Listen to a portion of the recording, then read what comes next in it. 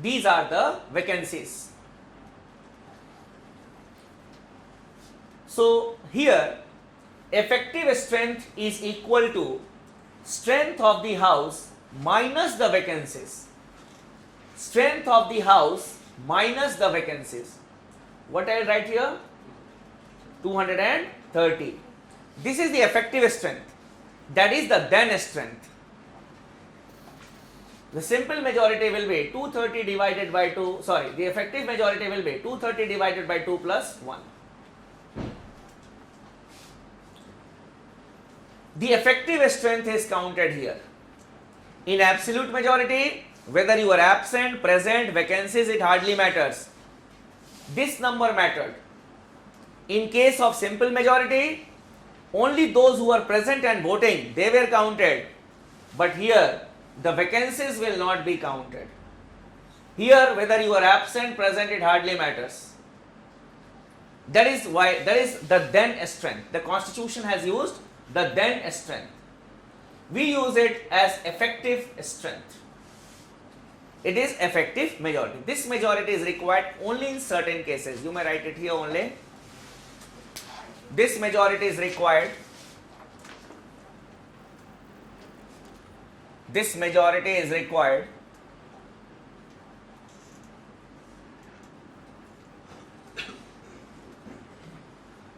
first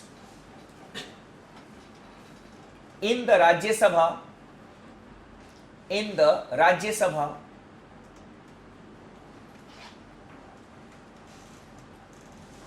for the passage of a resolution, in the Rajya Sabha, for the passage of a resolution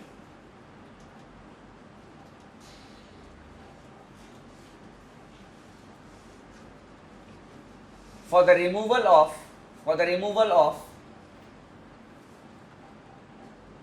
the vice president, for the removal of the vice president.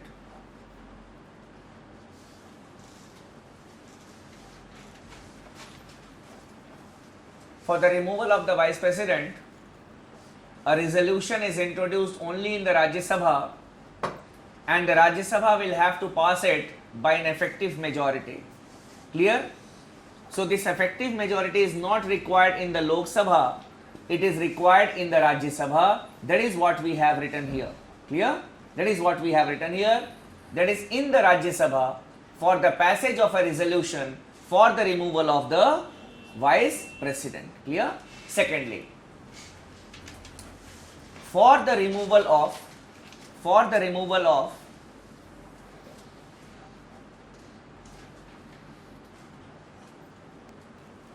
the presiding officers, for the removal of the presiding officers in the concerned legislatures, in the concerned legislatures. Who are the presiding officers? In the bracket you can write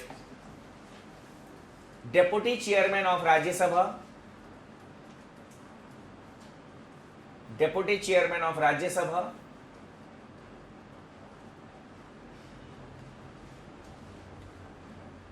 then the Speaker and Deputy Speakers, the Speakers and Deputy Speakers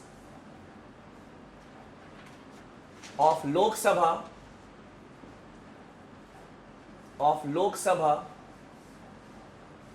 I repeat, the Speakers and Deputy Speakers of Lok Sabha and legislative assemblies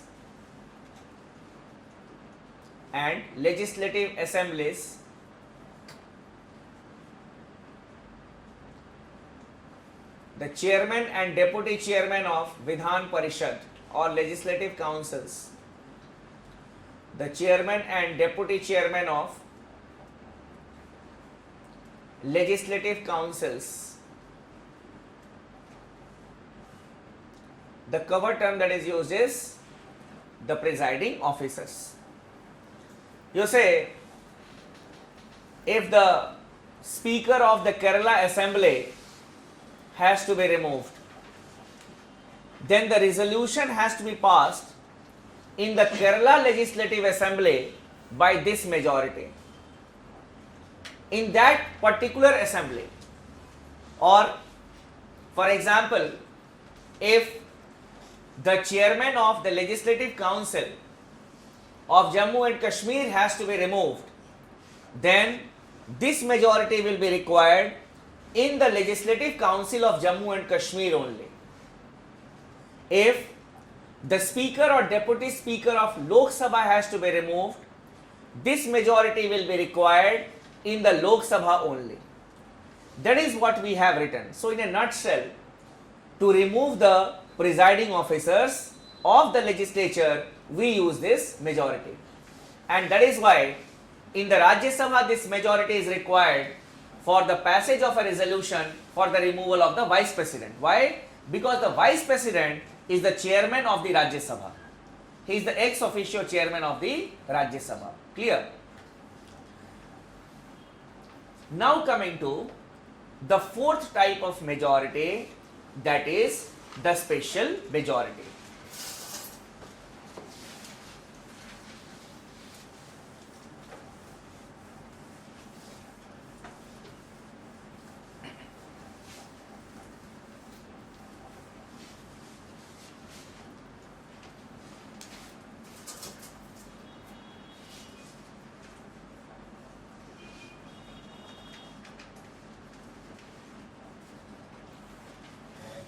There are three types of special majority.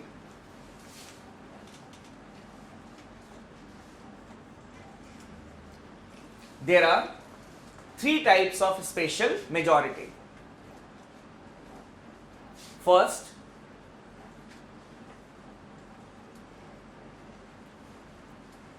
not less than 2/3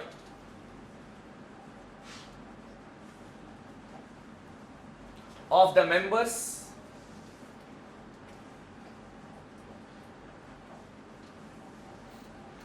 present and voting. Not less than 2/3 of the members present and voting. Just as in case of simple majority we had discussed, more than 50% of the members present and voting. Here it is not less than 2/3. If it is not less than 2/3, means 2/3 will also do. It was more than 50%, it was 50% plus 1. Clear? Not less than means 2/3 will also do. This majority is required only under two conditions that I will be discussing with you when I will be discussing the parliament with you. Because by then we will be discussing various articles, a momentum must be there with you, clear? And some type of, we can say, my level and your level will be equal at that by that point of time. Coming to the second type of special majority, under it two conditions have to be fulfilled. Two conditions have to be fulfilled.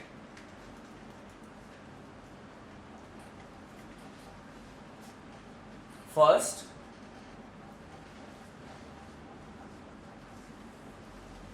not less than 2/3 of the members present and voting.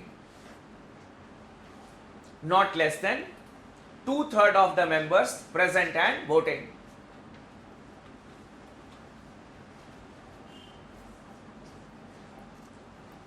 Plus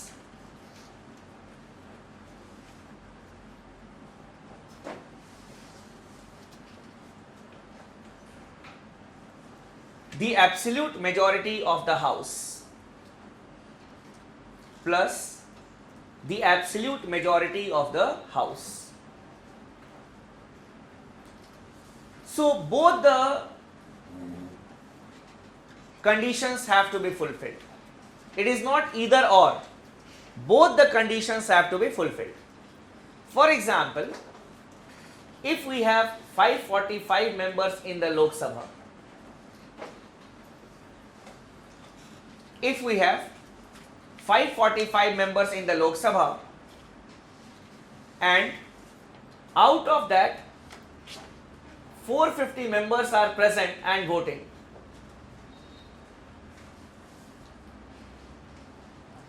So 450 members are present and voting. This is the condition which is required.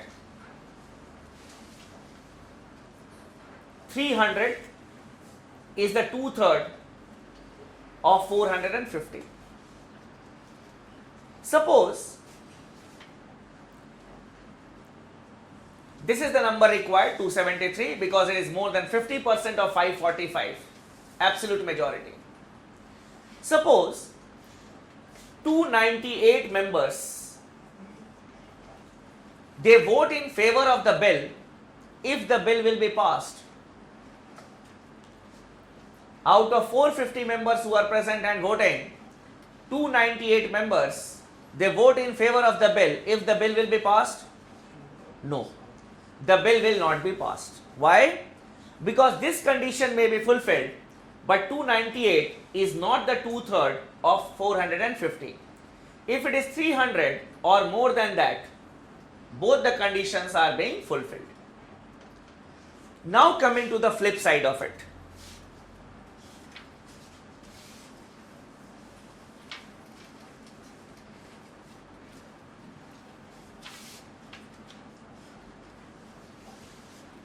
Suppose out of 545 members, 400 members are present and voting. Earlier the case was 450 members present and voting. Now the case is 400 members present and voting. What will be the 2/3 of 400? 200 and? After class 10th I have not read maths, to be very frank. Yes. 200 and? 67 से maths हटा दिया ना अभी आजकल. That is why you are saying 260, 265. Otherwise तो 267. 267. Suppose 270 members, they are voting in favor of the bill if the bill will be passed. Why? 2/3 is there. Acha, this is not there. It clearly means that even if 273 members are present and voting, all must vote in favor of the bill. Both the conditions have to be fulfilled. This is a tougher majority than this majority. This majority is tougher than this majority. So both the conditions have to be fulfilled by both the houses of the parliament sitting separately. Now where this majority is required, you may write it here only. This majority is required. This majority is required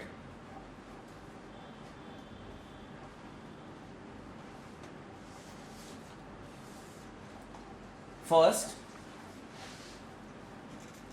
under Article 368,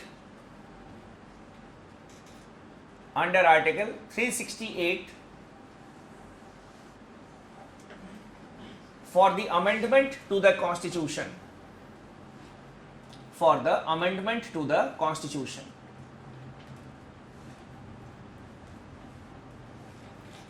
So if we need to amend the Constitution, this majority is required in both the houses of the parliament.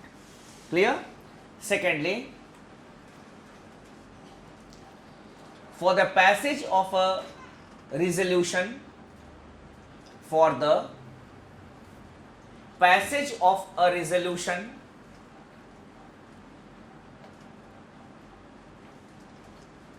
in both the houses of the parliament, in both the houses of the parliament,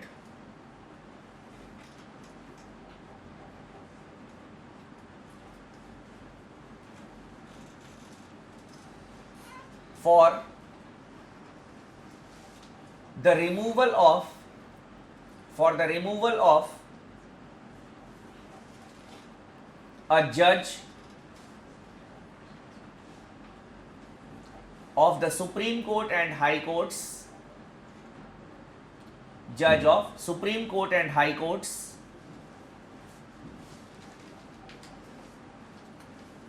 then comma के बाद Comptroller and Auditor General CAG, Comptroller and Auditor General of India CAG, then Chief Election Commissioner, Chief Election Commissioner, and the State Election Commissioner, and the State Election Commissioner.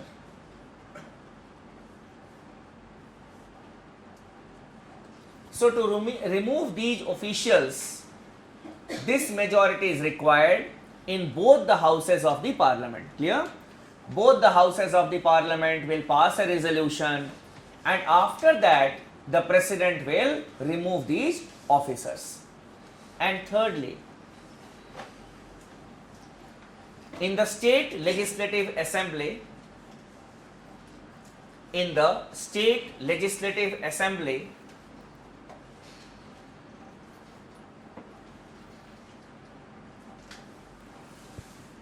for the passage of a resolution,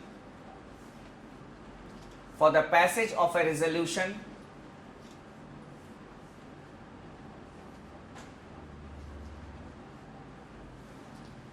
requesting the parliament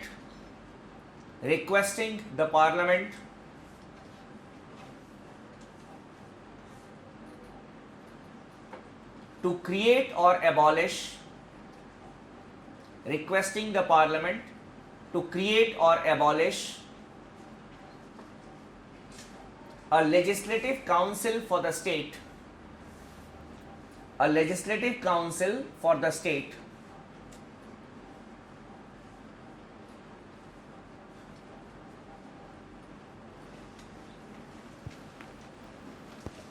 for example, if Rajasthan wants to have a legislative council, then the Rajasthan Assembly will pass a resolution by this majority that we have written here, requesting the parliament to create a legislative council.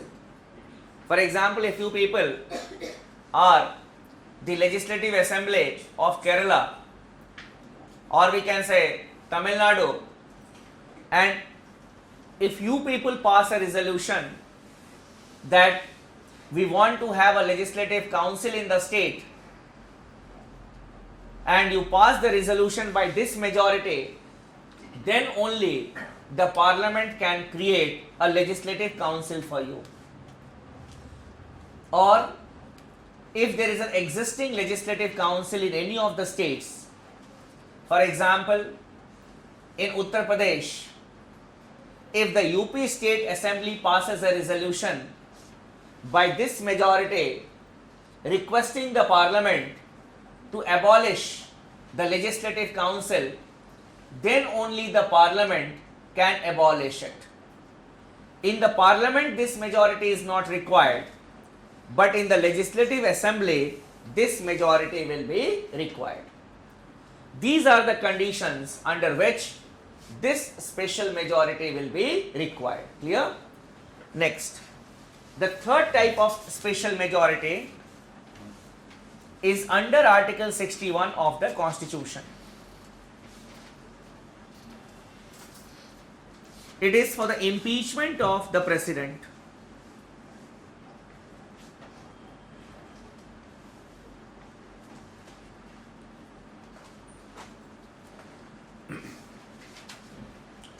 It is for the impeachment of the president. The majority required is not less than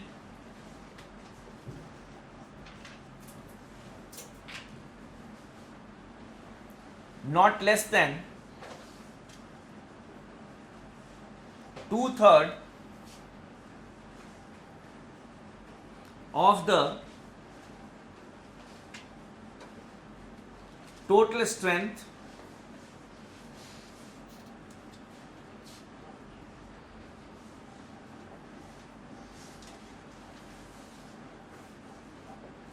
or membership of the house not less than 2/3 of the total strength or membership. It is the toughest majority required under the Constitution of India. In the Lok Sabha, it will be 2/3 of 545. In the Rajya Sabha, it will be 2/3 of 245.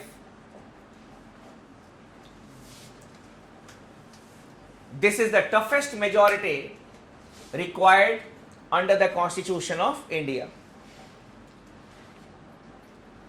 Now here I like to clarify one thing, that many a times the word impeachment has been used or is used for the judges of the Supreme Court, High Court, the CAG and the other officers that you have written here. But there is a technical difference between impeachment and removal. The word impeachment has been used in our Constitution only for the President. It has not been used for any other official of this country. Impeachment is a purely legislative process. It is a pure legislative process. On the other hand, removal is an executive process. Removal is an executive process. As soon as the Parliament passes a resolution by this majority, the President stands impeached. There is no authority to remove the President of India, and the majority required is very special here. It is 2/3 of the total membership or total strength. On the other hand, when we talk about removal of the judges, Article 124 Clause 4 of the Constitution says a judge of the Supreme Court is removed by the President upon the passage of a resolution, by both the houses of the Parliament, by a majority of not less than 2/3 of the members present and voting, and the majority of the total membership of the House on the grounds of proved misbehavior or incapacity. Now, if our Constitution says it is removal, obviously it will be a removal, because after the Parliament passes the resolution, the President officially removes the judge of the Supreme Court or the High Court. So it is an executive process, removal by the President. Subhas Kashyap in his book Indian Political System has differentiated between the two. That is, what is the difference between impeachment and removal. But why even the judges of the Supreme Court sometimes use the term impeachment, that is impeachment of a judge. The press uses impeachment of a judge. What may be the reason?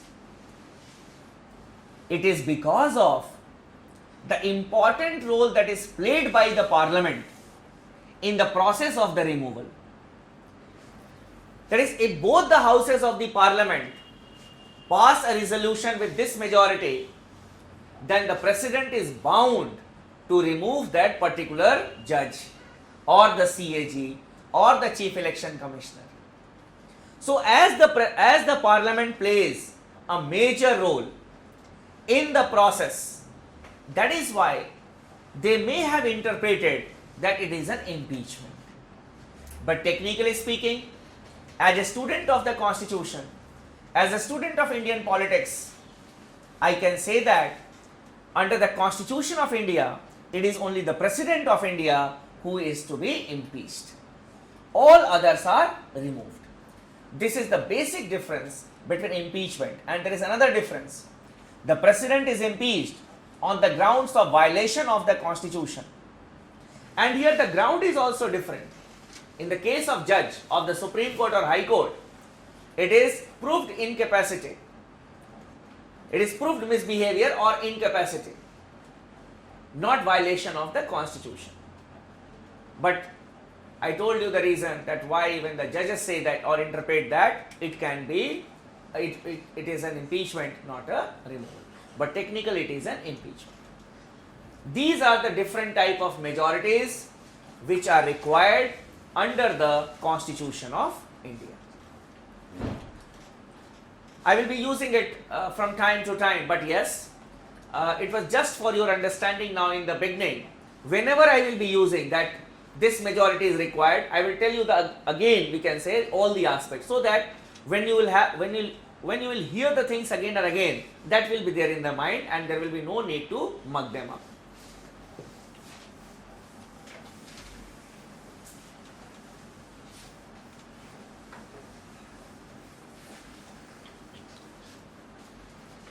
Now coming to the salient features of the Constitution.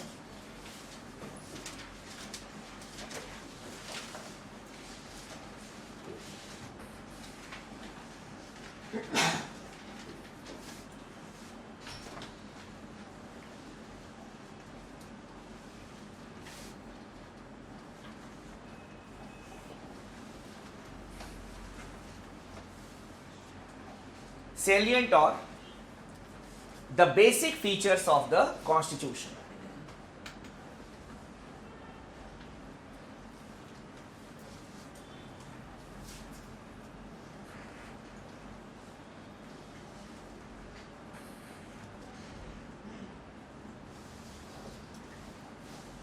First of all, the Indian Constitution is a written constitution.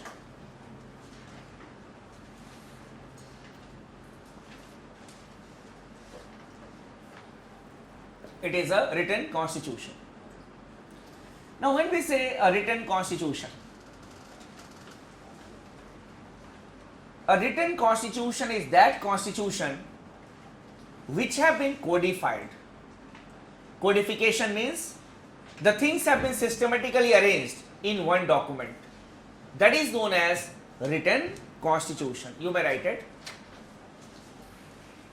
A written constitution, thank you, is that constitution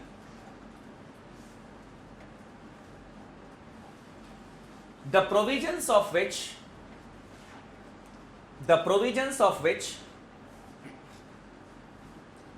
have been codified, the provisions of which have been codified.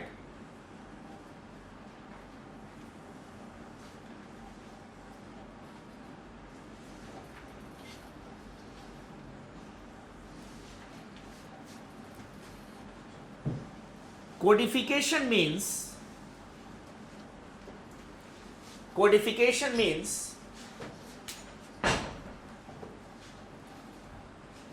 systematic arrangement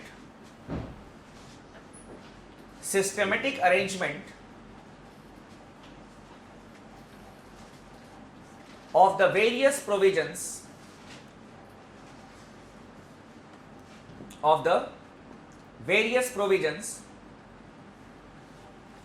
of the Constitution in one document.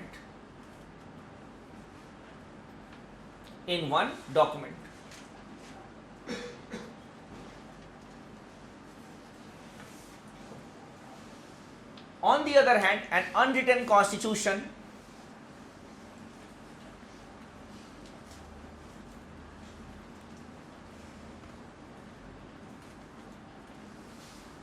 does not mean, an unwritten constitution does not mean that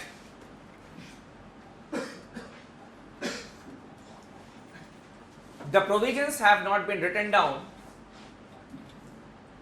that the provisions have not been written down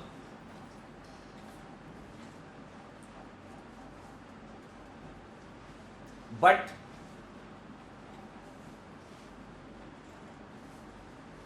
they have not been systematically arranged. They have not been systematically arranged.